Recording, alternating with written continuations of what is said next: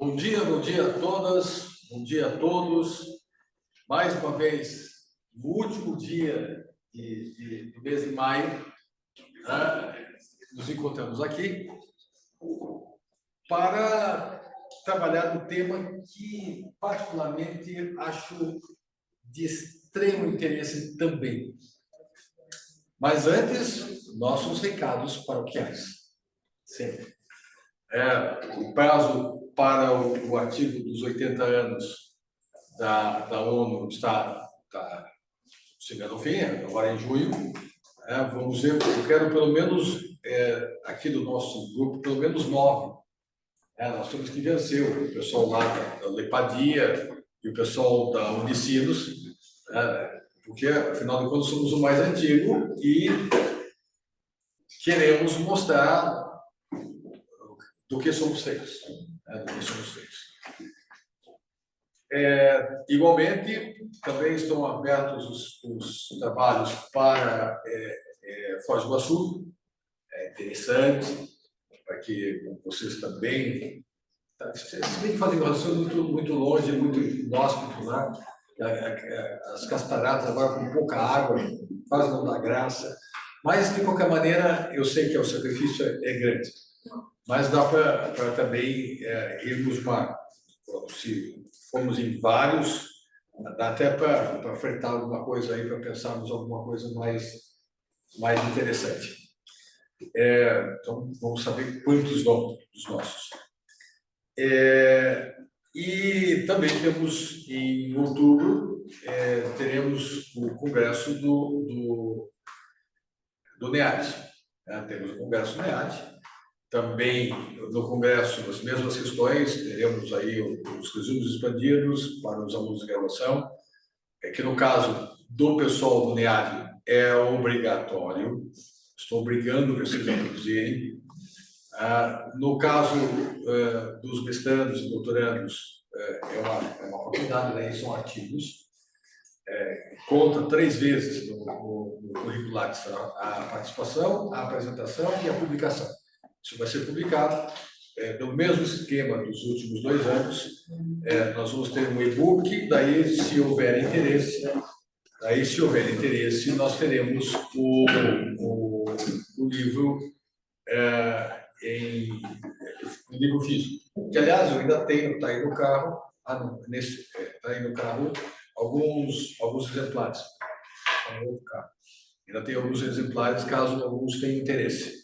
Sobre Foz, eu vi que o prazo vai publicar até agosto, mas a apresentação do trabalho vai ser presencial, isso? Presencial. Mas vai ser em agosto também? Vai ser em agosto, mas eles estão discutindo a data ainda. Ainda não tem data. Porque nós temos também o congresso da BDI, que vai ser em Belém do Pará. E alguns dos nossos já vão apresentar lá. Alguns vão apresentar, já conseguiram um local para estadia.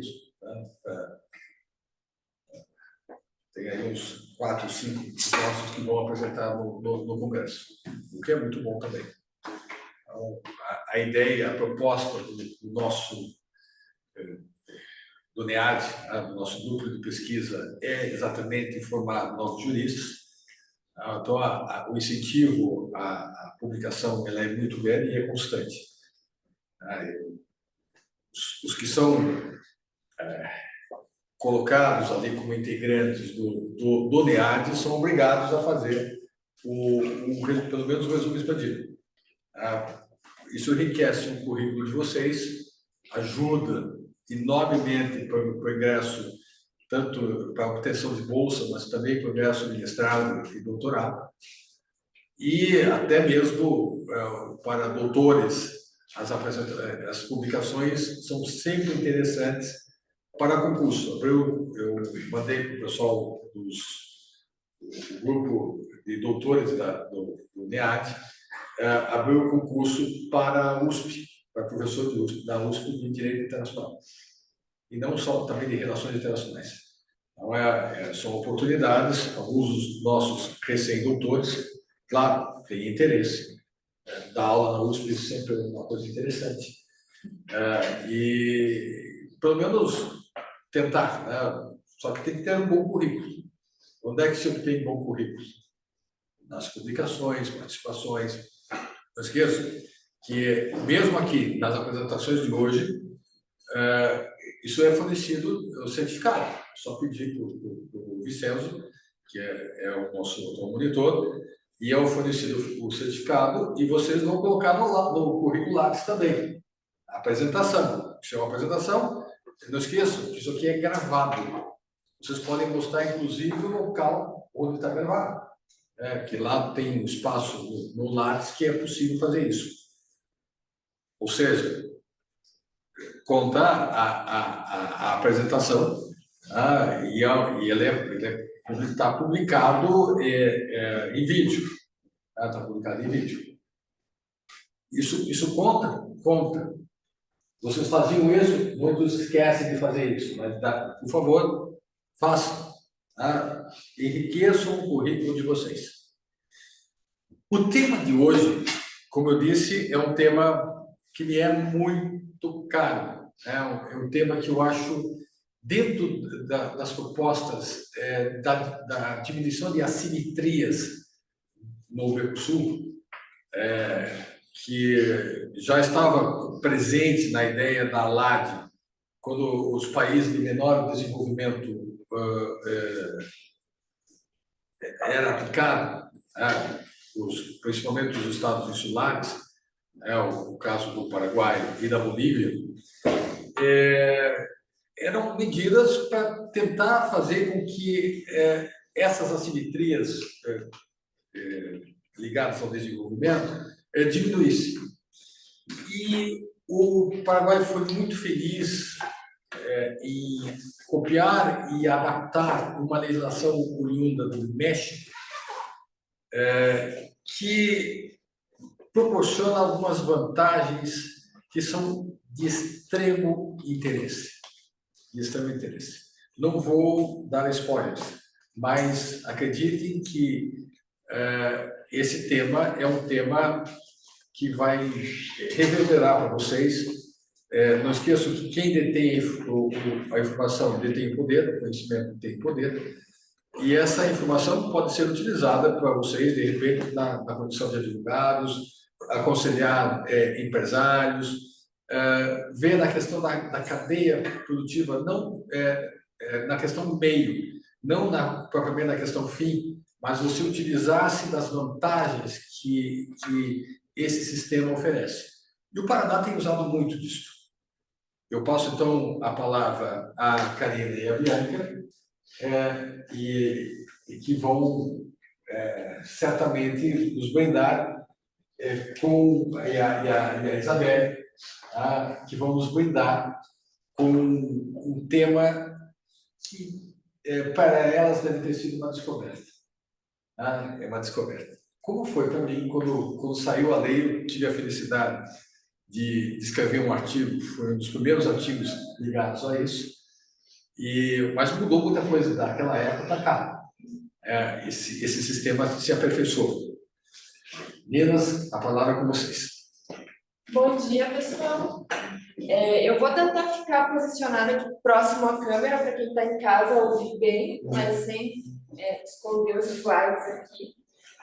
Eu gostaria de agradecer a Bianca e a Isabel que aceitaram participar dessa pesquisa. Eu sou mestranda, orientada do professor Carton Winter, e eu estudo um pouco de sociedades anônimas no âmbito do Mercosul. Esse tema de maquila, ele surgiu como uma variável da minha hipótese de estudos. E foi um tema que, em realidade, se for estudado a fundo, ele daria toda uma dissertação. Então, a gente vai ter que resumir bastante para dar uma ideia geral a todos da importância e do uso que pode ser feito dele. Quando essa lei surgiu, as pessoas tinham bastante restrições ao uso. Então, ele não foi tão explorado. Uma das primeiras pessoas a escrever sobre ele foi o professor Carton Winter. Todos os artigos até hoje publicados citam ele em algum trecho, porque eu pesquisei muitos artigos sobre. mas hoje está sendo muito utilizado e está crescendo muito. Indústrias brasileiras estão aderindo ao sistema de maquila, que falamos as maquilas paraguaias, e está dando resultados incríveis. Então, vale muito a pena entender um pouco melhor sobre isso e os benefícios que nós temos utilizando esse sistema. Falando um pouquinho do aspecto metodológico da pesquisa, a gente vai fazer uma introdução, um contexto histórico sobre o tema, a definição da Lei de Maquila. A gente vai falar da Lei de Maquila paraguaia, que foi uma inspiração da mexicana, mas a gente não vai entrar no aspecto da mexicana em si, apenas no contexto, porque o nosso foco é a paraguaia, que já é bem complexa para a gente conseguir falar dela. Falar da facilitação tributária que ela trouxe para as indústrias e o acordo de complementação econômica que tem entre o Brasil e o Paraguai, que é um acordo bem recente, ainda não tem tantos artigos e tanto material sobre ele, mas já está sendo utilizado, já tem indústrias que estão se beneficiando dele, então é muito importante a gente entender a respeito.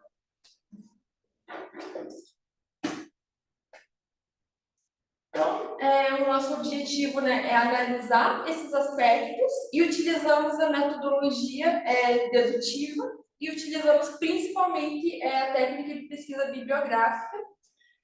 Também fizemos algumas análises de dados que trouxemos para vocês. Iniciando o nosso tema, como eu mencionei, a Lei de Maquila, ela veio de uma inspiração. Algumas pessoas usam a palavra cópia, mas eu não gosto dessa palavra cópia, da legislação mexicana, que foi onde surgiu a Lei de Maquila.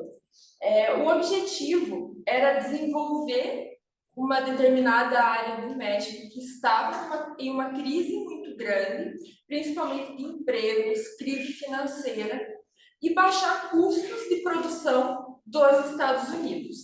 Mas os Estados Unidos não queriam perder a questão industrial deles. O produto era deles, a indústria era deles, mas eles não queriam ter tantos gastos tributários, burocráticos e trabalhistas. Então, qual foi a solução que os dois países encontraram?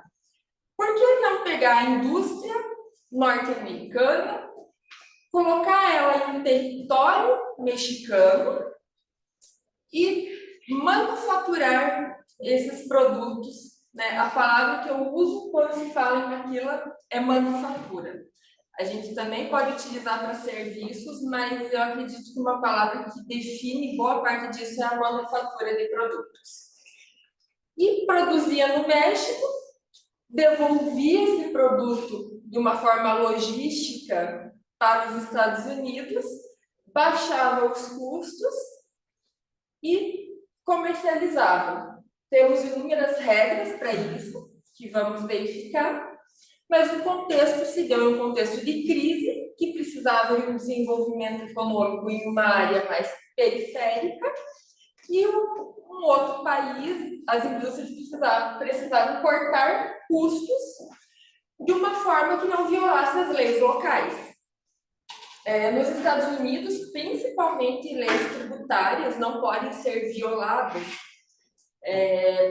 Pessoas que sonegam impostos tendem a ir até mesmo para a cadeia, como a gente tem no Brasil leis que muitas vezes são violadas e não têm consequências tão graves.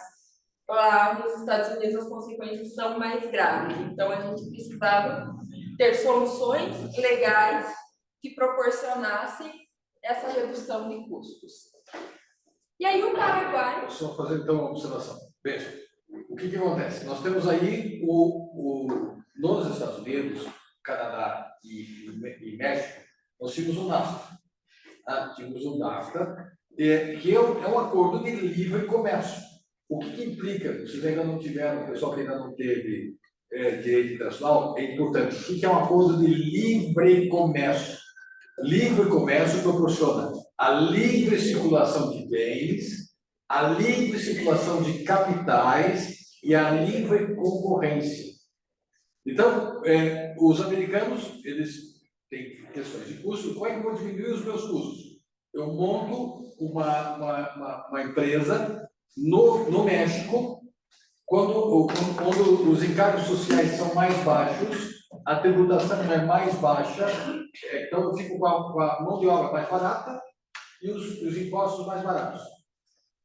Daí para mandar para os Estados Unidos, mas com uma condição. Lembre-se, não tem livre circulação de serviços. Quem vai carregar essa produção são caminhoneiros americanos. Eles que vão carregar isso, porque não tem livre circulação de serviços, não são caminhoneiros mexicanos que fazem isso, são americanos. Ok, mas o que isso proporciona ao México? Emprego. Vai funcionar emprego. Então, é uma área que estava com dificuldade empobrecida, ela vai gerar emprego. As pessoas vão trabalhar nessa empresa.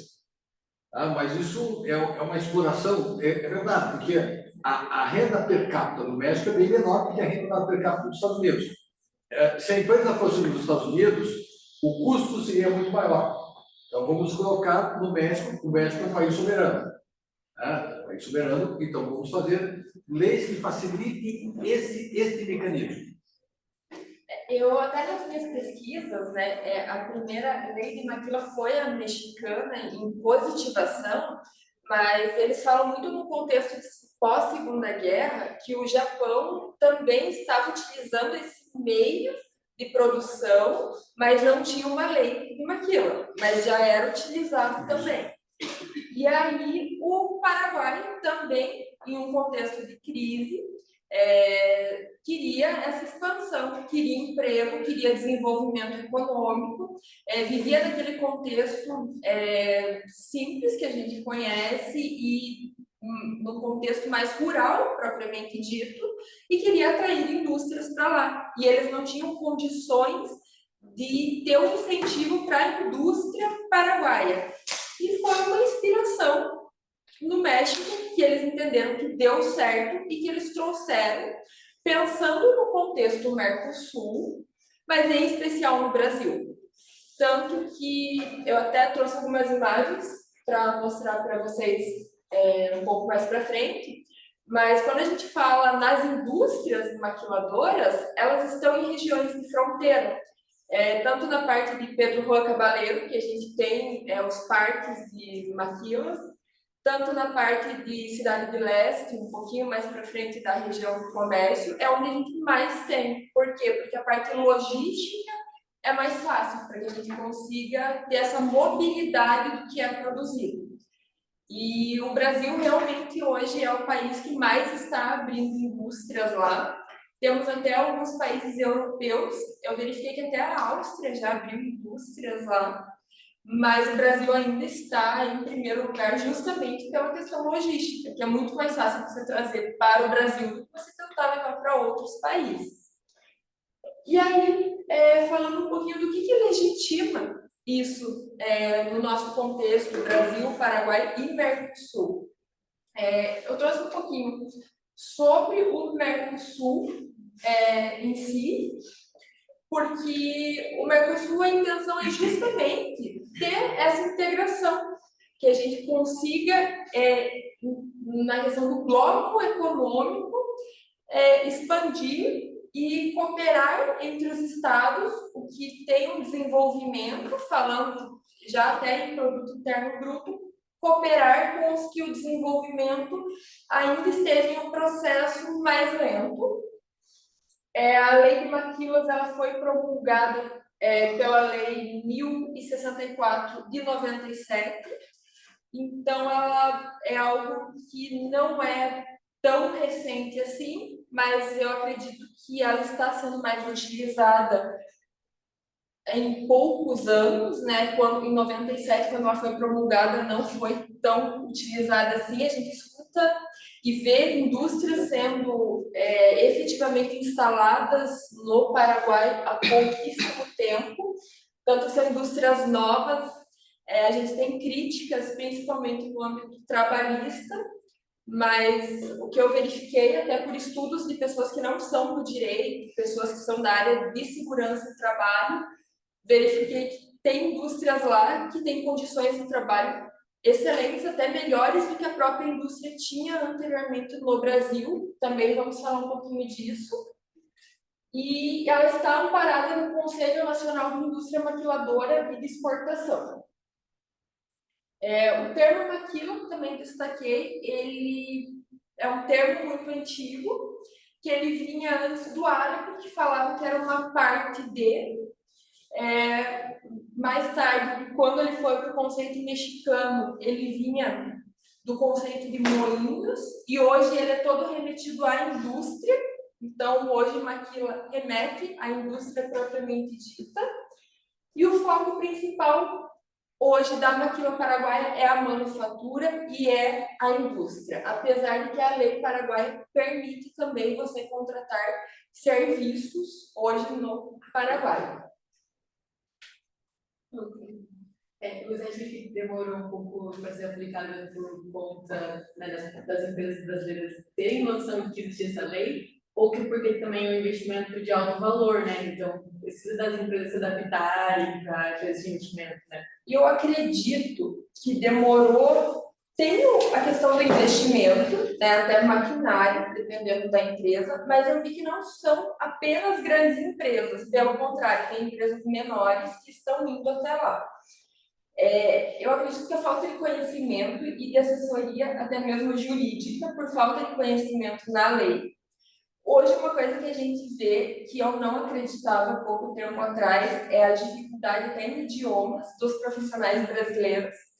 Porque às vezes a gente fala, todo mundo consegue ali falar espanhol e resolver a burocracia. Não, as pessoas não têm essa facilidade. Você ir ali no comércio local, enrolar no espanhol, todo mundo vai ali e faz compras, né? Você vai resolver uma parte burocrática. Conseguir discutir no idioma deles, a gente não tem tantos profissionais habilitados assim. O problema não é o espanhol, o problema é o outro idioma que eles falam. O Guarani. O Guarani também, que é idioma oficial também do país, que é mais complicado ainda. E as pessoas não têm esse conhecimento. A lei também é uma legislação que, no Brasil, a gente não tem a lei de maquila. E os profissionais daqui nem sempre vão buscar. Eu, na faculdade, não tive, eu tive contato com lei de maquila no mestrado, quando o professor mencionou e eu fui procurar. A maioria dos profissionais também não tem esse contato e, às vezes, não tem o conhecimento e fazer toda a análise que não é um profissional que consegue fazer. Então, tem que fazer análise de custo, tributário, trabalhista, e você chegar com o parecer para o seu cliente, isso é vantajoso. Hoje é grandes escritórios e assessorias que conseguem fazer, e não é toda empresa que tem acesso a isso. Então, eu acredito que seja isso. E você também tem que ver que deu certo. Uma empresa foi para lá, conseguiu, está dando certo, então vou tentar. E há uma diferença também. Por causa, lembre-se, a ideia é diminuir assimetrias. O que é só assimetrias? Um é mais desenvolvido e o outro é menos desenvolvido. Então, para diminuir. No âmbito da ALAD, do qual o Mercosul é um subbloco, nós vamos ter a previsão dessa diminuição e como é que isso vai se traduzir em âmbito do Mercosul, no grau de nacionalização. Para você usar a palavra Made in Brasil, para usar a palavra Made in Brasil, você precisa de 60% dos componentes feitos aqui no Brasil. Paraguai, Uruguai e Bolívia, 50%. Então, o grau de nacionalização deles é menor. Para usar produto Made in Paraguai. Então, isso é uma vantagem. Nós trazemos mais material lá de fora do que aqui no Brasil e Argentina, para você usar a palavra Made in Paraguai. Qual é a vantagem? Não paga imposto de produção. Lembra-se que o imposto de exportação em determinados produtos é 35%. Então, sobre o preço da exportação, eu vou incidir sobre esse preço 35%. Então, é um custo, é um impacto enorme. Ela, como tributarista, sabe o que significa isso. Então, é algo que realmente você tem que parar para pensar. A vantagem Agora imagine, eu tenho um grau de nacionalização menor. Eu tenho uma lei que elas vão estudar, vou mostrar bem as vantagens que oferece essa lei em termos tributários. Puxa vida, é um grande negócio montar uma empresa lá. Claro que vai ter algumas vantagens, mas nós estamos colocando o ponto de vantagem. Que nós depois estudaremos as desvantagens.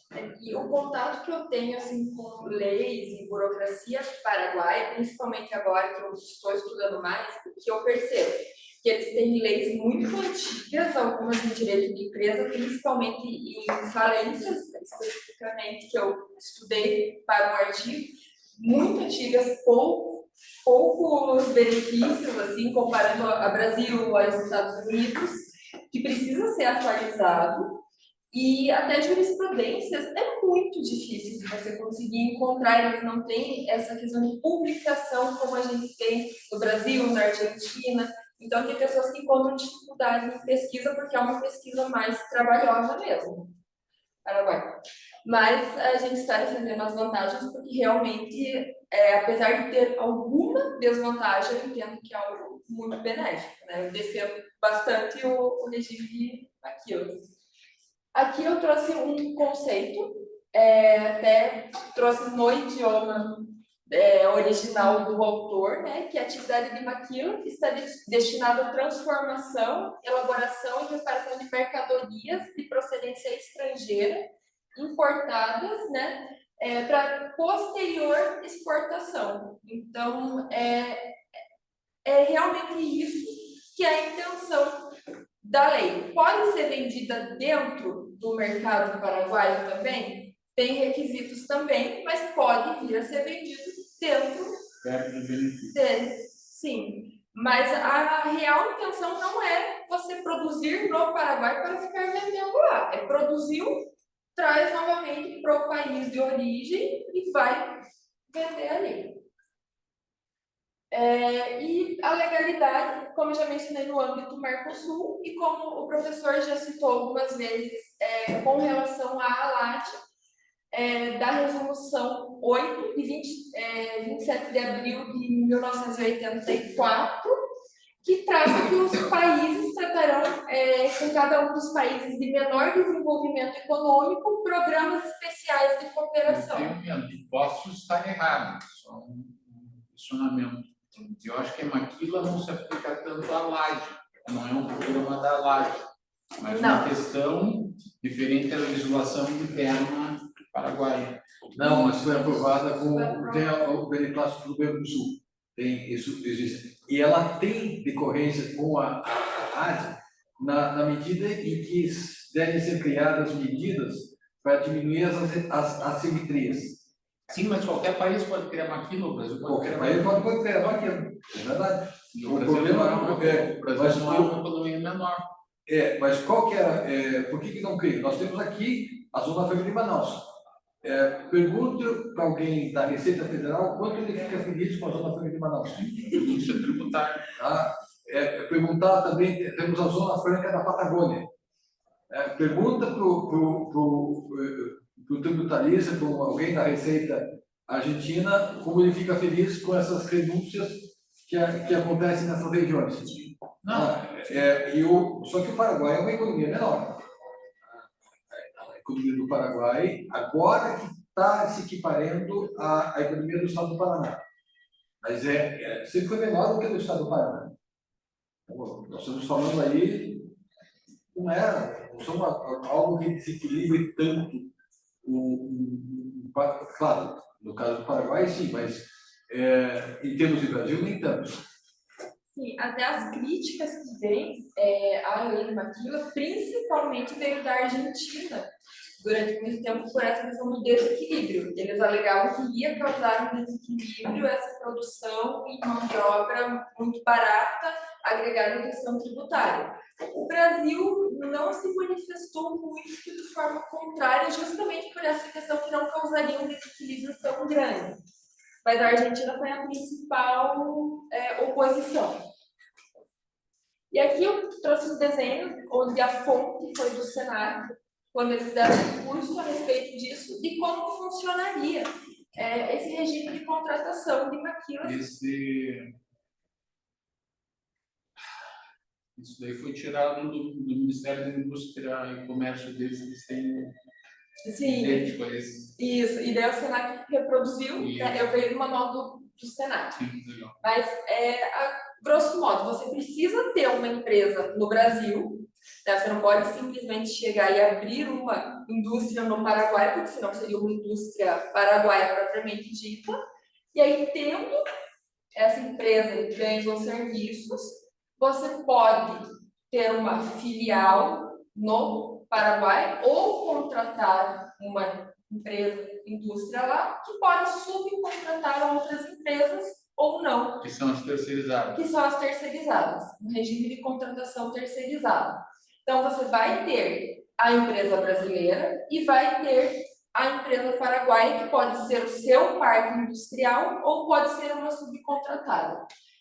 Aqui, pode ter contratado algum tipo de superior ou encarregado brasileiro que vai supervisionar, mas a grande maioria de toda a mão de obra propriamente dita é do pessoal natural do país. Eu até trouxe um gráfico também de qual é o perfil desses trabalhadores, mas é o que acaba gerando emprego e por isso que acaba desenvolvendo o país, que gera emprego, eles têm renda, consomem no país deles, até porque são pessoas que não têm a intenção de ter a renda para consumir em outro país, e desenvolve o país, é benéfico para quem abriu essa empresa lá, e acaba cumprindo com o que o Brasil quer, o que o Paraguai quer, é benéfico para ambas as partes. Aqui é como se dá o processo no momento posterior. Então, eu tenho... Só para seguir atenção. Veja como é que funciona o raciocínio. A empresa brasileira, que eu já tinha aqui, independente se eu tinha mão de obra brasileira ou não, decidi ter a empresa maquiladora no Paraguai, tenho as outras empresas ou não, porque essas terceirizadas podem existir ou não, nesse caso colocou como existindo, produzo nessas empresas e isso volta para o Brasil, se destina esse produto para exportação.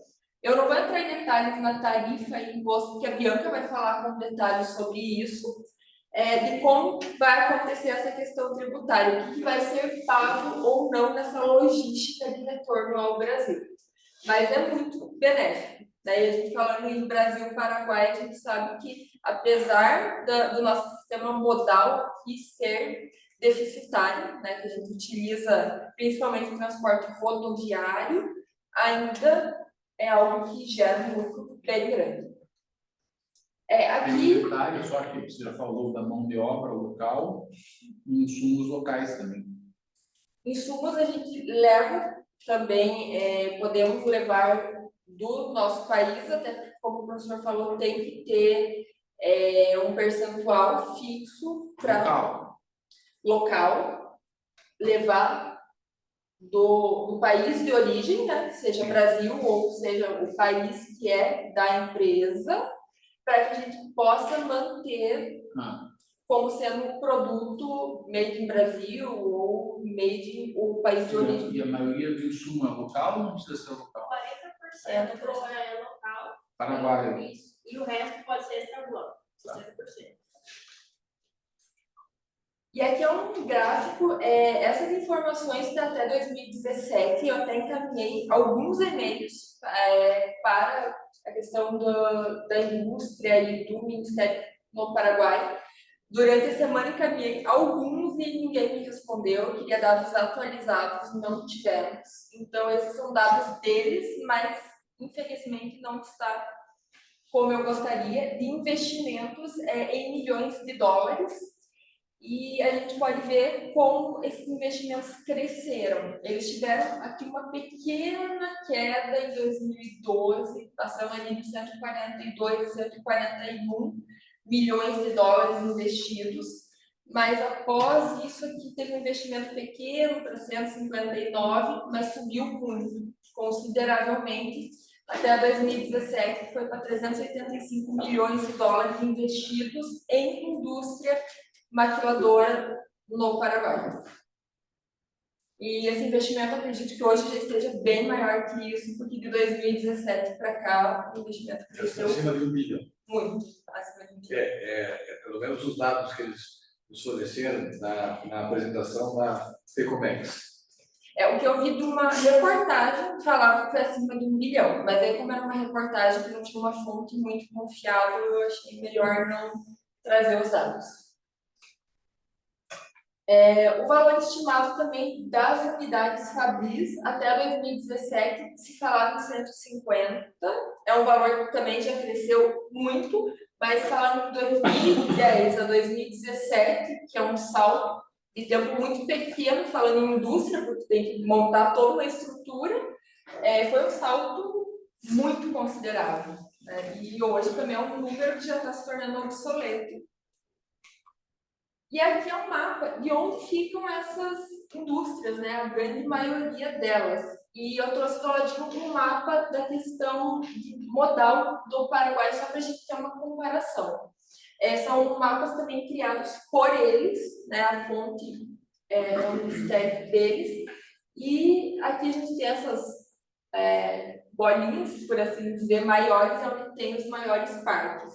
E são todos onde? Em regiões de divisa, próximo aqui, ó, Foz do Iguaçu, onde a gente tem o maior, que é o número 55, e todos eles ou estão próximos de região de divisa, ou próximos de locais onde a gente tem um fluxo modal que favorece. Então, ou a gente tem algum tipo de porto de água doce, rodovia, ferrovia, algo que a gente consiga transportar essas mercadorias, essa produção de uma forma fácil. Vocês vão falar do custo de logística, não? Custo de logística, não. Porque é um ponto interessante, seria um ponto interessante também. Porque senão vai ficar muito longo, mas eu acho que é um tema bem interessante. Mas você fala das vantagens da maquila, mas quais seriam os custos com a logística? Daí, desculpe. Não, mas os custos com a logística, hoje é o modal, você tem o hidroviário, um pouquinho do hidroviário, e a maior parte é o modal rodoviário. A questão é rodoviária. Mas a questão hidroviária, barcaças, você pode colocar lá no Rio da Prata. Sim. Então você consegue fazer isso. E vocês têm atualizadas as empresas que estão lá? Eu trouxe algumas, eles dividem, né, as informações deles pelo setor da empresa, não por nomes propriamente dito. A gente tem informações dos brasileiros. Há um tempo atrás, eu tinha material deles do Ministério da Indústria, eu acho. Eles davam as empresas. Eles colocam, principalmente, empresas que trabalham com produtos feitos a partir de borracha, de autopeças, e eles colocam os números. Eu vou ver se eu resgato esse material que eu tinha, a apresentação deles, eu faço ali. Até porque o custo de logística, um pouco do que eu entendo por outros trabalhos na prática, que envolve também a questão do peso, que é por tonelada, e a depender do produto dá uma diferença bem grande no custo da logística, né? Então, desde se for o rodoviário, ou se for o ferroviário, tem bem pouquinho, né? Mas dependendo de qual é o seu produto e qual é o peso, dá uma diferença grande nesse custo. Pense, para vocês, parece uma coisa, falar de logística. O que é logística? Você tem que fazer um planejamento para diminuir os custos. Você faz todo esse planejamento para diminuir os custos, para você saber, quando vai chegar em um determinado local, vai ter algo que vai poder abarcar, pode ser um porto seco. Porto seco. O que é um porto seco? É um EAD, você pôs sua planeira no interior. São grandes galpões, e que tem, dentro desses galpões, ele vai poder admitir vários regimes aduaneiros diferentes, mas ele vai ter os órgãos intervenientes, vai ter ali a Receita Federal, a Receita Estadual, vai ter o MAPA, vai ter a Visa, vai ter postos ali mesmo. Então, eu ganho em custos. quando eu penso em termos logísticos, mas nós no direito não pensamos em termos logísticos. Claro que não dá. O nosso sistema não dá. Nós não estudamos, vamos estudar o que é o Código Civil, o que é o Código. O curso de direito vai ter 10 anos. Vai ter que ter 10 anos. Vamos fazer como faz algumas faculdades aqui, eles têm um curso integral, de manhã, e tarde e noite. O curso de direito existe essa possibilidade. Aí você pode abarcar outros dados, mas de maneira geral, isso não é feito. Então, a pergunta, isso é importante, porque o preço final vai impactar no preço final, no nosso bolso. Isso vai impactar no nosso bolso. Nós temos que começar a pensar nessas questões. Sempre você tem que pensar numa logística, algo que dê apoio ao que você quer fazer. É por isso que se coloca em pontos estratégicos. Onde é que está a maquila? Próximo da divisa com o Brasil. O que tem ali? Nós vamos ter, tem o Rio Paraná, nós vamos ter a BR, claro, existe a previsão de construir uma ferrovia até lá, está em Cascavel, está em Cascavel. Então, já está mais próximo, mas há a intenção para fazer exatamente a partir desse ponto. Isso diminui custos. Diminuindo custos, o produto fica mais barato. Diminui o produto mais barato, deixa todo mundo feliz. Vou combinar, você vai comprar sem ter esse problema. E até em termos de logística, eu moro na divisa do estado, onde é uma localização que fica exatamente no meio do caminho entre São Paulo e Rio Grande do Sul. Então, as transportadoras lá têm armazéns, porque eles fazem uma espécie de revezamento, troca de motorista, muito ali na região. E tem postos de fiscalização. E quando eles têm problema com nota, eles passam pelo meio da cidade, justamente para fugir da fiscalização. Então, é muito comum você ver caminhões passando. Se passou no meio da cidade, você sabe que está com algum problema em nota. Então, custos modais, eles alteram com relação a peso, a mercadoria em si, qual transporte você vai utilizar. Principalmente no Paraguai, eu já vi muitas pessoas falarem, se eu atravessar pelo rio, é um valor. Se a gente tiver que dar toda a volta, pegar uma determinada estrada para o transporte rodoviário, vai ser outro valor. Então, é difícil você precisar sem você saber qual é o produto, qual é o peso e qual é a forma que vai ser feito. Dá muita diferença no final das contas. Não custo logístico para todos os produtos, né? Não tem como falar daqui até ali é tanto, não. E aqui eu trouxe algumas imagens de duas empresas, né, que no Paraguai, essas indústrias são brasileiras, a Salinas Têxtil e a Performax, que são imagens delas por fora, e aqui é uma imagem por dentro das Salinas. E eu quis trazer essas imagens por quê? Porque tem alguns colegas que, quando eu falo no tema maquilas, eles criticam muito, principalmente a questão interna das indústrias e a questão ligada a trabalho, condições de trabalho. E quem conhece essas indústrias, tanto a questão, a gente fala por fora e o por dentro, eu falo que tem, obviamente, no Paraguai, como tem no Brasil, em todos os países, indústrias violam questões trabalhistas, a gente não pode ser hipócrita e falar que é tudo perfeito, que não é. Mas tem indústrias também que respeitam condições e dão condições mínimas, e não apenas mínimas, mas questões muito boas de trabalho. E aqui tem alguns exemplos que a gente vê que tem uma boa condição, tem integração, e essa imagem que mostra a indústria pelo lado de dentro. Eu falo que eu já vi muita coisa muito pior em indústrias aqui no Brasil. Eu acredito que é uma indústria que foi construída há relativamente pouco tempo, que a gente vê condições de higiene, de segurança, até tinham mais imagens, porque foi feito todo um estudo dentro dessa indústria e que as pessoas utilizavam EPIs, que seguia as normas. Então, quando as pessoas falam, vai trabalhar numa indústria no Paraguai, tem pessoas que na hora pensam, tá violando todas as normas, e não é assim.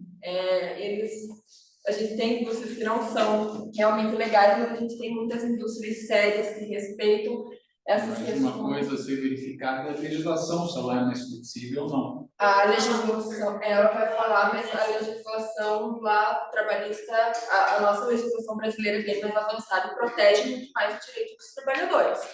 Mas aqui a questão que eu quero destacar é o respeito da indústria com os trabalhadores, independente Segundo os parâmetros paraguaios. porque assim, são indústrias brasileiras. Mas que seguem a lei paraguaia. Segue a lei paraguaia, mas tem também respeito e cuidado, principalmente com questão de acidentes, né, de prevenção de acidentes. Eles estão modernizando. Estão modernizando. Isso foi o questionamento que foi feito nessa reunião desse ano. Quais são as garantias trabalhistas e securitárias que estão sendo dadas às empresas que lá se estabelecem a palavra, por enquanto, a garantia sou eu, mas o comprometimento do governo paraguaio em respeitar as convenções da OIT relativo ao trabalho. Aqui, para encerrar, eu trouxe esse estudo, na verdade, foi feito por pesquisadores da UTFPR, eu até tenho a referência ao fim, que eles foram em várias indústrias maquiladoras no Paraguai, justamente para verificar o perfil de trabalhadores, como funciona. E aqui eles utilizaram apenas letras para definir, mas eles têm todo o material de pesquisa, tem como verificar quais são essas indústrias e qual é o perfil de trabalhadores. E o que foi verificado? O número de trabalhadores, o gênero e a idade.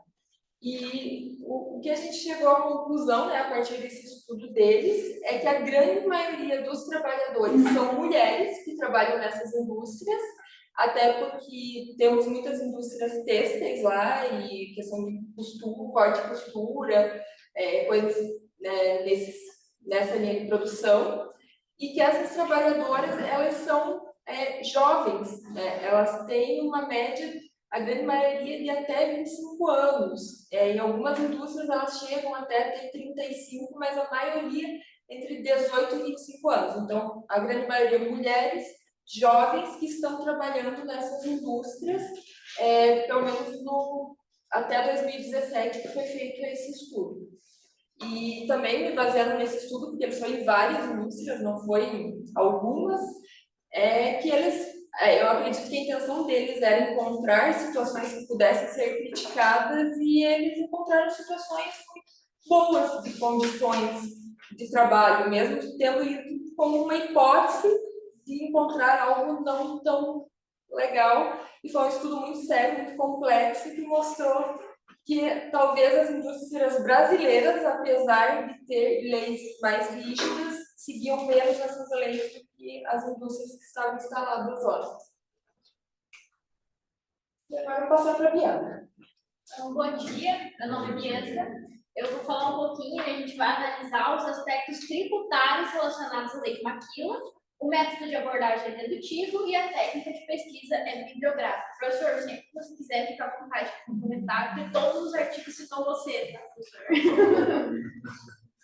Então, a Lei de Maquila, como a Jacarina já falou, ela foi implementada no Paraguai com o propósito de impulsionar o desenvolvimento econômico ao promover a geração de divisas por meio da exportação e criação de novos empregos, mesmo diante da baixa qualificação da mão de obra local. E, além disso, ela incentiva uma produção de qualidade ao incorporar tecnologia estrangeira e contribui para a construção de uma nova imagem do país.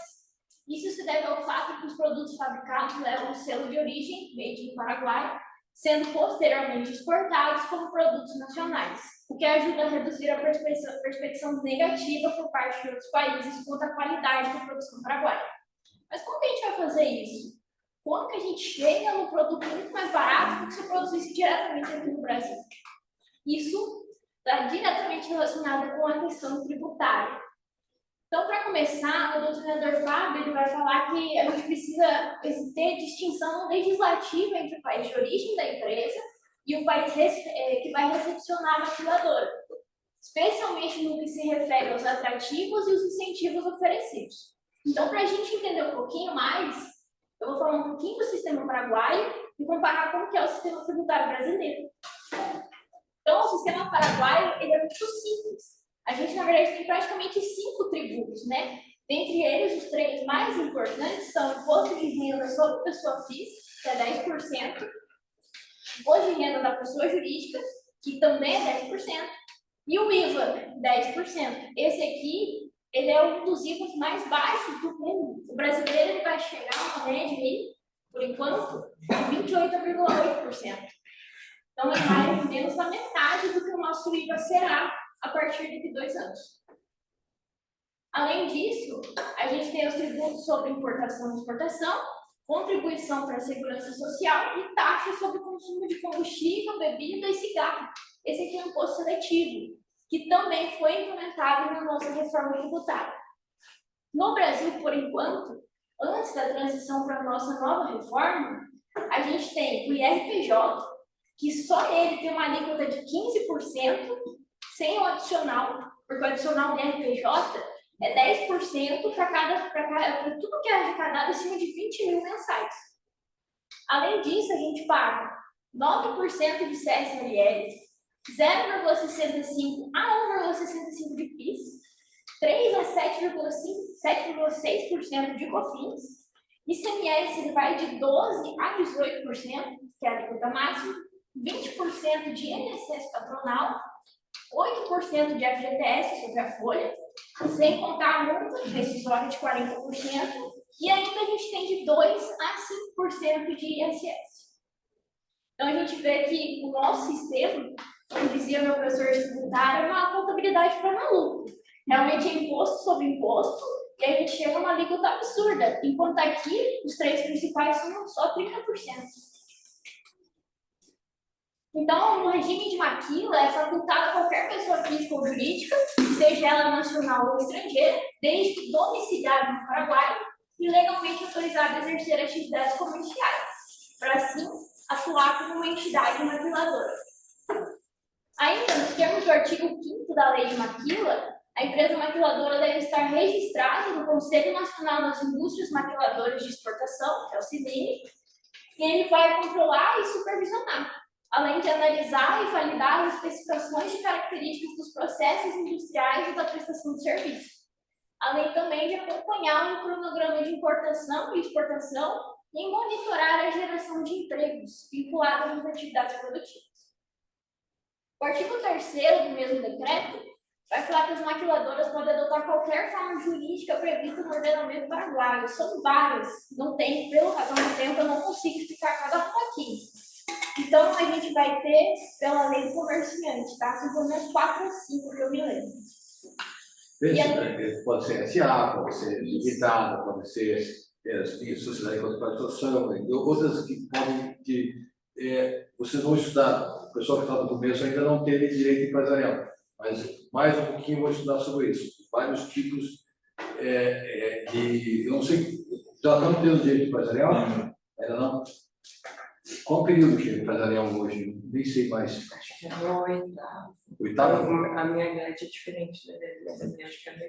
8º período. Pois é, aí vocês vão estudar os tipos societários.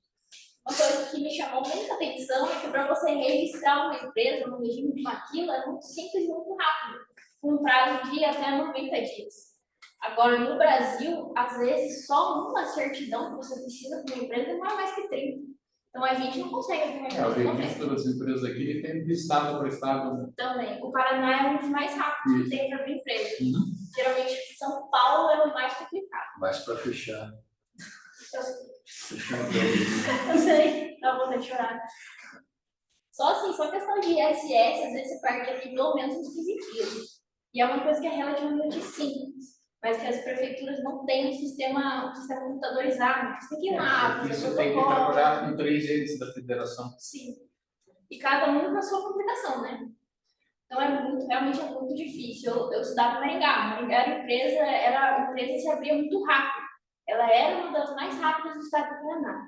Agora, São Paulo, pode esquecer. Então, vamos falar um pouquinho quais são as vantagens tributárias que vão dar maquila. A primeira é um tributo único. As operações sob regime de maquila elas estão isentas de todo o tributo ou taxa relativa ao processo produtivo. Só um pouquinho, veja. Então, nós temos a lei paraguaia, a regra geral. Agora, uma situação específica. Se eu quero montar, não quero montar uma empresa no Paraguai, eu quero montar, além de uma empresa, eu quero montar uma que usufrua do benefício da maquila.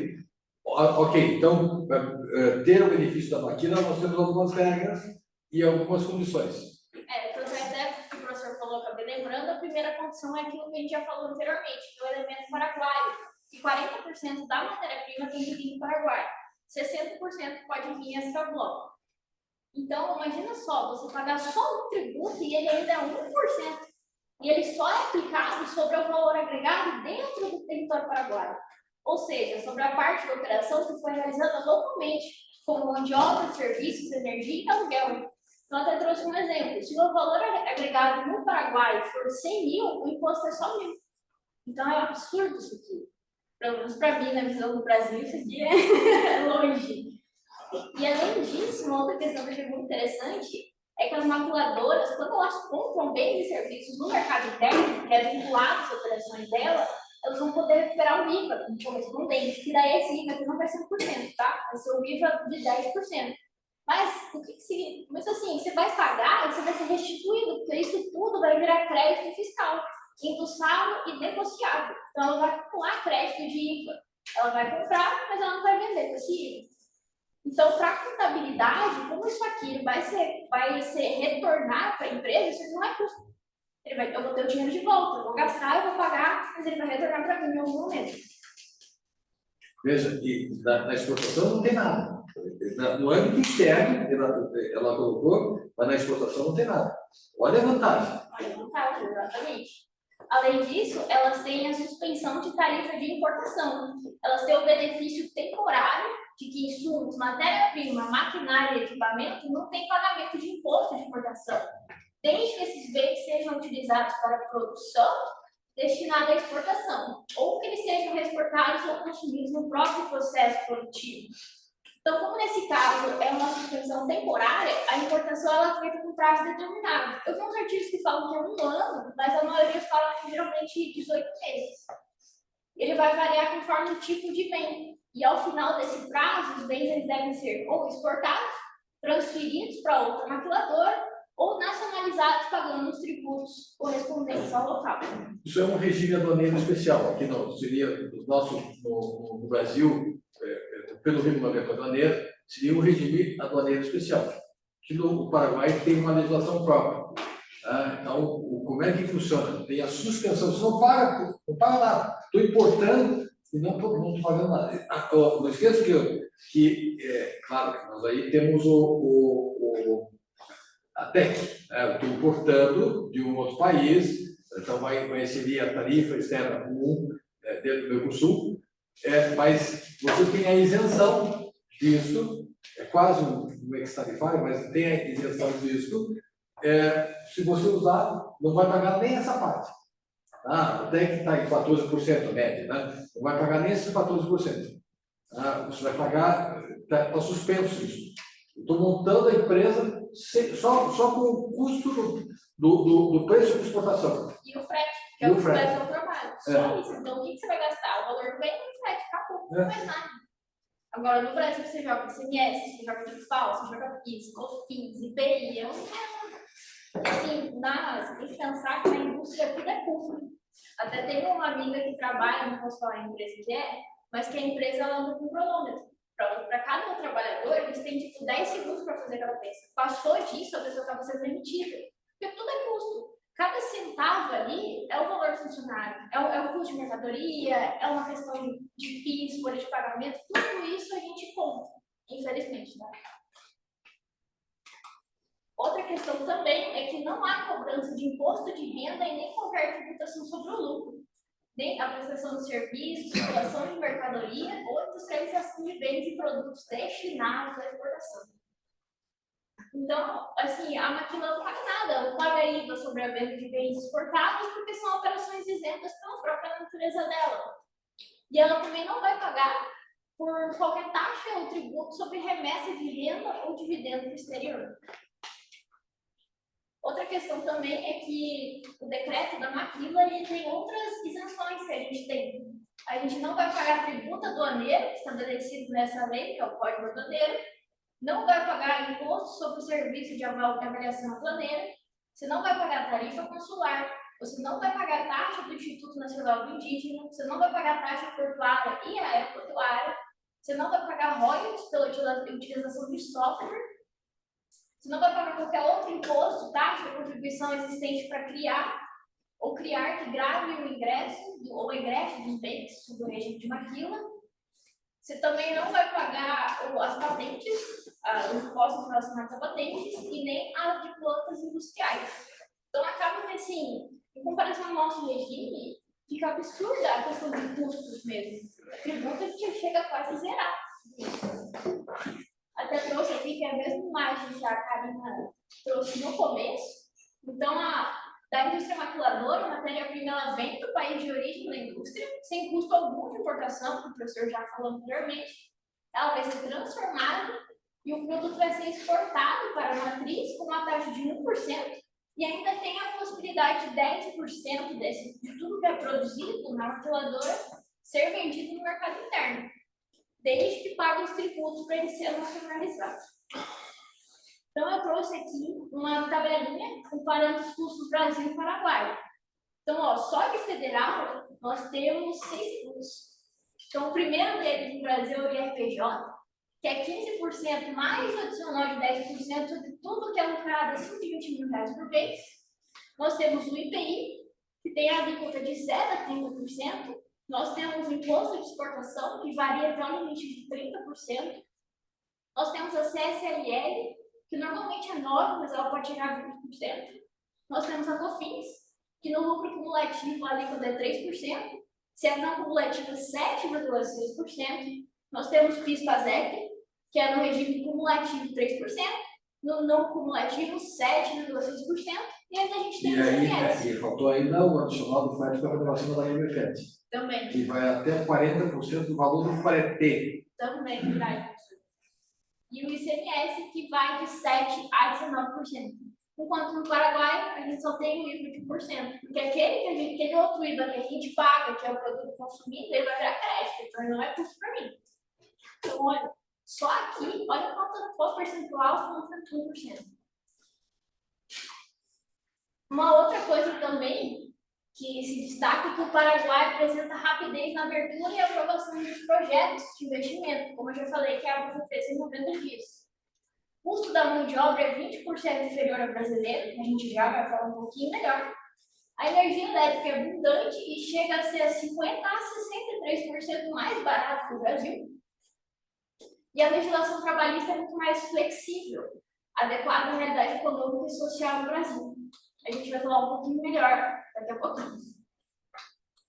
Vamos trabalhar um pouquinho. Só volta um pouquinho ali. Vejam a questão dos custos sociais, encargos sociais. Olha ali, nós temos as férias nossas, são 30 dias. No Paraguai, olha como muda. No Paraguai, são 12 dias por ano, nos primeiros 5, 18 dias por ano entre 5 e 10 anos, e 30 dias só após 10 anos de trabalho. E ainda também no Paraguai, a gente não tem nenhum imposto sobre a folha, só a contribuição para a Previdência Social. Então, não vou pagar FGTS de 8%, mais 40% no caso da rescisão, não vou pagar contribuição sindical, não vou pagar quase nada. Então, o custo total da Previdência no Paraguai é 25%. E aí você fez o cálculo. Exatamente. Olha o cálculo das empresas fora dos cílios. E no Paraguai, ó, pensa só, 25% é o total. O empregador vai pagar 16,5% e o empregado vai arcar com 9%. Sem mais nada adicional. Agora, no Brasil, a gente tem só o INSS patronal da empresa, 20%, FGTS de 8%, mais o adicional de 40% na rescisão. O RAT é o risco de acidente de trabalho, que varia conforme a empresa. Então, quanto mais perigosa a empresa, maior é a alíquota, que vai de 1% a 3%. O SAT também, que vai de 1% a 3%. O SAT tem uma tabelinha específica para cada nível de empresa. Então, em comparação, olha como é que fica. Nas férias, no Brasil, a gente tem que pagar 30 dias. No Paraguai, aquela regrinha que eu falei para vocês, 12 dias a cada 5 anos, 18 dias a cada 10 anos e 30 dias acima dos 10 anos trabalhados. No Brasil, a gente não tem estabilidade. Então, o empregado ele pode ser demitido a qualquer momento. Já no Paraguai, ele garante a estabilidade após 10 anos consecutivos de prestação de serviço. O FGTS, 8% sobre a remuneração, mais 40% na rescisão. O Paraguai não tem. Contribuição sindical no Brasil é 0,02% a 8% do capital social da empresa. O Paraguai não tem. Contribuição previdenciária, só do empregador é 20% e o trabalhador geralmente vai arcar com 8, 9 a 12%. No Paraguai, o empregador paga 16,5% e o trabalhador 9%. Jornada de trabalho no Brasil é 8 horas diárias, que equivale a 44 horas semanais. Paraguai, 8 horas diárias, 48 horas semanais. O intervalo interjornada, que entre um dia e o outro, o brasileiro tem que respeitar 11 horas, sob pena de pagar hora extra, e todos os tributos incidentes. E no Paraguai, mínimo de 10 horas. 13º salário é remuneração extra por ano, equivalente a 1/12 do salário de dezembro por mês. Então, cada mês que o trabalhador trabalha mais de 15 dias, a gente vai lá e computa 1/12 do salário dele para pagar no final do ano. Paraguai também. O aviso prévio brasileiro é 30 dias indenizado e o Paraguai também é semelhante. Então, só se a gente comparar só a questão da contribuição previdenciária, a gente passa de 20% para 16,5%. Sem contar o FGTS, que é uma bomba, e no Paraguai nem chega a ter.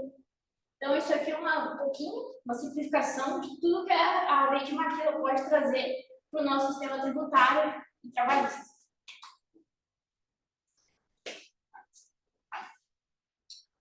Bem, bom dia, eu sou a Isabelle, sou estudante do terceiro período, e eu vou falar sobre esse acordo de complementação econômica assinado no âmbito da ALAD entre o Brasil e o Paraguai no setor automotivo. As negociações começaram, então, em 2019, por iniciativa paraguaia. Já era um comércio, essa exportação do Paraguai para o Brasil já passava dos 300 milhões de dólares. E, então, o Paraguai queria que houvesse facilitação tributária nesse comércio entre os dois países. Isabela, só uma observação. Veja que a Isabela está levantando, é uma coisa muito importante. O Mercosul é um subbloco da ALAD. A ALAD, ela prevê uma série de acordos, acordos regionais, acordos parciais. Então, existe uma série de formas de acordos e que o objetivo é exatamente diminuir as assimetrias. Tá? E esse acordo, dentro desses acordos, nós temos a espécie de acordo de complementação econômica. E por isso que Brasil e Paraguai não precisa ser Mercosul e Paraguai. Foi feito no âmbito da ALAD. É diferente. Por favor. Sim, o Brasil já tinha também esse tipo de acordo com a Argentina e com o Uruguai. Em 2020, então, foi assinado com o Paraguai. E o setor automotivo já movimenta, dentro da indústria maquineira, 33% das exportações, ou seja, 1/3 de toda ela, e mais de 8 mil empregos são envolvidos nesse setor. Então, o acordo tem como objetivo a integração recíproca entre os países, essa cooperação no âmbito econômico e a plena adequação do setor automotivo no Mercosul, através desse acordo entre os países membros. Foi assinado, então, no âmbito da ALAD, obedece às normas da OMC e complementa o Tratado de Assunção ao integrar e dar mais especificidade no setor automotivo entre o Brasil e o Paraguai. Junto com a assinatura desse acordo, foi assinado também o primeiro protocolo adicional, que dá detalhes mais técnicos de como ele vai ser implementado. Primeiro, ele define o que é o material originário e o ICEC, que é bem importante. O material originário são os insumos, aquilo que vai produzir o produto final, e ele é considerado originário quando cumpre requisitos ou do Mercosul ou do próprio protocolo. E o índice de conteúdo regional, que é o ICEC, que é muito citado no acordo, ele é o quanto esse produto final foi produzido por produtos do bloco, dos países. Então, é uma porcentagem, quanto mais alto, mais esse produto pode ser dito como original do Mercosul. Veja o que ela levanta. Primeiro, nós temos que olhar, pessoal, é uma forma de raciocínio, tá? O olhar holístico. Tá? Você viu que ela falou do acordo de complementação econômica. Então, esse é o acordo principal, é o tratado principal. Aí nós temos um protocolo. O protocolo é o protocolo adicional. O que é um protocolo? É um tratado acessório. Ele é um tratado acessório que depende do principal. Então ele pode modificar, interpretar, prorrogar ou complementar outro tratado qualificado como principal. Aqui ele está complementando o tratado qualificado como principal. Por isso que ele está colocando algumas definições técnicas. Você vai chegar nessa matéria lá no segundo período. Mas é interessante a gente já pensar como é que funciona isso. Olhar como funciona. Puxa, é para isso que eu estou estudando. Essa matéria eu só não tenho na faculdade, na graduação. Agora, é a utilização desses dados que vocês tiveram na aplicação concreta. Então, no artigo 4º, né, fala das preferências tributárias do comércio bilateral. O objetivo é alcançar 100% da preferência tributária. No caso brasileiro, desde a entrada em vigor do acordo, já houve essa preferência de 100%, já no caso paraguaio, houve, então, progressivamente, então, foi adequado até chegar no 100%. O 7º e 8º artigo, eles estabelecem diferentes cotas de importação e ICR mínimos, o conteúdo regional mínimo, para cada tipo de veículo, para cada tipo de autopeça. E, então, com o tempo, ele vai aumentando o conteúdo regional mínimo e a cota também vai aumentando. Então, a ideia é de progressivamente chegar no comércio, maior comércio entre os dois.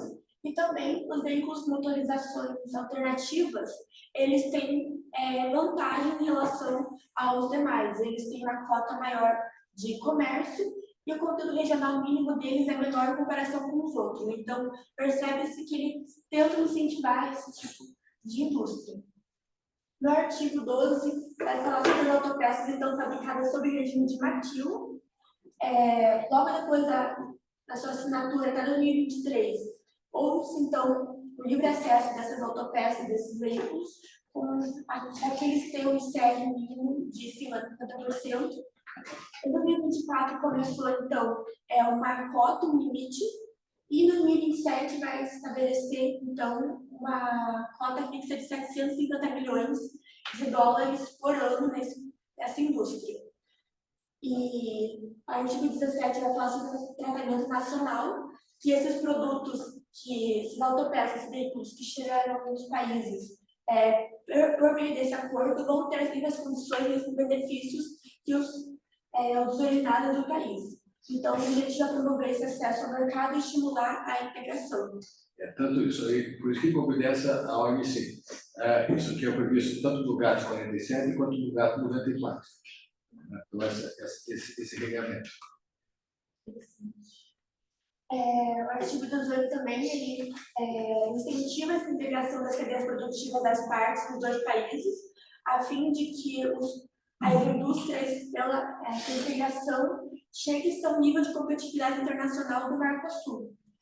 E também as partes buscaram promover conjuntamente projetos para desenvolvimento das pequenas e médias empresas, incentivando não só as grandes indústrias, mas também as pequenas e as médias.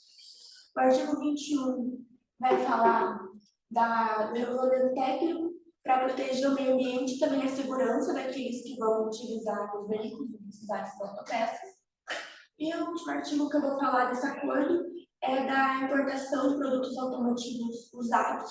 Foi uma questão que, quando aconteceu as negociações, pensava-se que ia mudar no Paraguai, porque diferente do Brasil, só pode ser importados veículos usados de mais de 30 anos, no Paraguai não existe uma barreira, é muito fácil se importar um veículo usado. E isso já é uma competitividade interna maior, então pensava-se que o Brasil ia querer que isso mudasse internamente, mas o acordo só fala que o Paraguai se compromete a revisar a sua política interna. E a única coisa que eu achei que realmente mudou no Paraguai foi que em 2023 começou a ter uma fiscalização da emissão do gás carbônico e das condições mecânicas do veículo. Então agora tem um mínimo de fiscalização de como esses veículos chegam no Paraguai. E, para finalizar, eu vou levando as vantagens, desafios e críticas que existem dentro desse acordo. Pelo acordo, então, há uma segurança, uma estabilidade jurídica maior para quem for investir nessa indústria no Brasil e no Paraguai, fortalece regionalmente, então, a indústria automotiva dentro do Mercosul. E para o Brasil é muito bom porque tem acesso preferencial ao mercado paraguaio de veículos, e para o Paraguai também é um atrativo maior de investimento dentro nessa indústria e capacitação de obra mais dentro desse mercado. E desafios e críticas, né? Ainda existe essa simetria econômica, esse equilíbrio comercial. O Brasil é muito mais desenvolvido do que o Paraguai no setor da indústria em si. A industrialização do Paraguai é muito mais recente em comparação com o Brasil. E também não há um incentivo prático às pequenas e médias empresas. Então, Foi pensado, esse que é o grande problema, mas também os dados da FEComércio desse ano da reunião é que eles querem criar mecanismos para incentivo às pequenas e médias empresas. Então, para que elas possam atuar lá, inclusive. Há um programa do governo paraguaio nesse sentido. Interessante. Então, eu passo de novo a palavra à Karina. Então, a gente só agradece, né, que a gente tem as nossas referências, a gente disponibiliza esse material para quem quiser entender um pouco mais. Acredito que tem várias coisas ainda a serem pesquisadas, a serem debatidas. Esse acordo, como a Isabelle falou, ainda tem várias coisas a serem melhoradas no Brasil e no Paraguai, mas eu acredito que ele é o começo, porque podem ter vários outros acordos em outras áreas da indústria. A indústria automotiva está crescendo muito nessa questão de maquila, questão de autopeças já é uma questão que tem há muito tempo nas indústrias maquiladoras. E gostaria de agradecer a atenção de todos. Se alguém tiver alguma dúvida... Não sei se tem uma pergunta dele.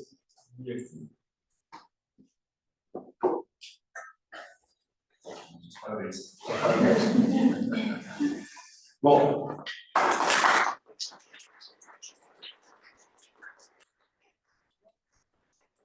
é sempre uma descoberta, né? Você está pensando, nossa, nunca pensei que houvesse essas questões. É verdade. O grande valor dos nossos encontros são temas que nós não temos na faculdade. Você não estuda isso, nem dá tempo para estudar na faculdade. Só que esses temas eles têm implicações econômicas gigantescas. Claro, sociais, educacionais, mas ela tem implicações econômicas. Acredite, vocês viram hoje a participação maior do professor Eduardo Gomes, porque ele sabe disso. Ele sabe que isso aqui tem uma possibilidade gigantesca. Não, que hoje eu estou menos tímido. Hoje ele está menos tímido, né? O time dele está no terceiro lugar, então essas coisas fazem diferença. Você faz a diferença. Mas esses dados são importantes porque realmente, pessoal, no exercício da nossa profissão, e são pouco conhecidos paradoxalmente. Nós, volto a insistir, não deixa de ser certamente escandaloso o fato de nós estarmos em um bloco econômico e estarmos de costas para as questões do próprio bloco econômico. Nós ficamos ainda imersos nas nossas questões como se desconhecêssemos esses avanços. Isso é um problema sério. Por isso que, na reunião que nós tivemos com a Secretaria do Mercosul, ela pediu o aumento, principalmente o Estatuto da Cidadania, nós vamos nos concentrar também, no semestre que vem, é um dos temas que nós vamos nos concentrar aqui, para a divulgação desse Estatuto, porque ele tem uma importância significativa para criar a consciência de quem nós somos. De quem nós somos. Da mesma forma, antes de encerrar, nós temos uma data do nosso congresso, vai ser 18, só pegar aqui, vão ser 2 dias,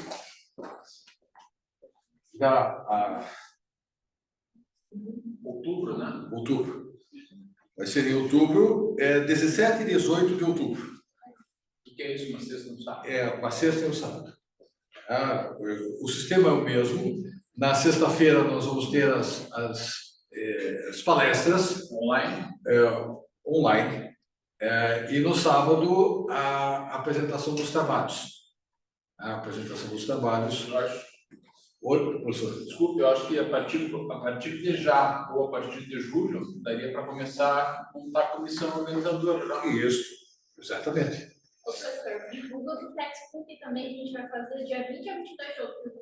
Tá bom? Conversa de direito tributário. Sim, também temos o textbook, que então, também os trabalhos, até se você quiser, como é que vai ser, você está na comissão organizadora, então como é que funciona o que eles podem apresentar. Por enquanto, o professor falou que não vai ter uma apresentação, mas a gente vai trazer o pessoal do CARF aqui, vai explicar algumas questões que são muito interessantes, vai ter participação de todo mundo, então é muito interessante para conhecimento. Isso, então são alguns congressos que são, para vocês vão ajudar bastante. Bom, mas o CARF, o que vai... O CARF, pessoal, tem um poder danado, então é algo que vocês, para vocês também vai ser interessante. Bom, agradeço a presença de todos. O nosso próximo encontro, o professor vai estar lá no Canadá.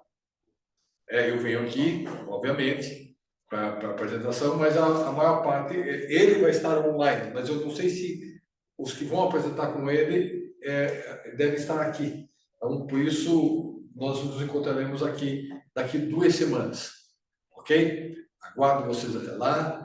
Pessoal, hoje é sábado, a vocês meu brinde, parabéns às meninas.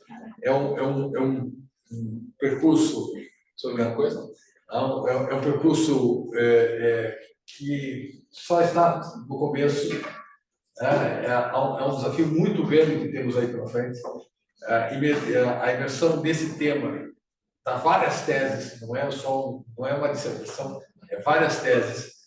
Principalmente pela vantagem que isso pode oferecer para a nossa indústria. Eu sempre penso que um trabalho ele não pode ficar apenas na questão acadêmica. Ele tem que servir para o desenvolvimento da comunidade. Esse é um tema que pode auxiliar, construído para a divulgação, para a indústria, para o comércio, o resultado das potencialidades que ele representa. Ele começa aqui na academia, mas ele pode repercutir muito bem na indústria, no comércio, em serviços, e em vários aspectos ligados tanto à produção, quanto à tarifação, à tributação, quanto às questões sociais, os impactos das questões sociais. Então, são temas que apresentam imensas oportunidades e que podem ser bem aproveitados. Pessoal, até daqui 2 semanas. Um abraço a todos. Como é que você quer fazer com a assinatura sábado? Tá bom para você vir aqui? Eu vejo na secretaria? Eu deixo na secretaria. Te aviso aí. Bom, ver se